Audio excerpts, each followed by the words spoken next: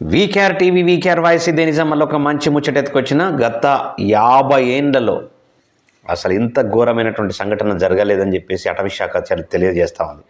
500 ఎకరాలలో టోటల్ అటవీ ప్రాంతం అంతా కూడా చెట్లన్నీ కూడా కూలిపోయినాయి, ఎరిగిపోయినాయి. అంటే వాతావరణము అది ఎక్కడ ములుగు ప్రాంతమైనటువంటి డి తాడ్వాయి అటవీ ప్రాంతంలో వేల చెట్లు నేలమట్టం అయిపోయి టోటల్గా ఇరిగిపోయి ఆగమాగం అయిపోయింది అటవీ శాఖ అంతా కూడా.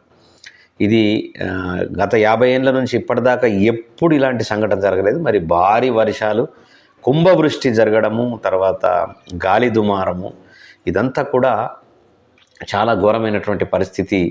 ఇలా ఈ సంవత్సరం ఈ 10 రోజుల్లో ఎంత ఆస్తి, ఎంత పంట నష్టం జరిగిందో అంత పంట నష్టం జరిగింది.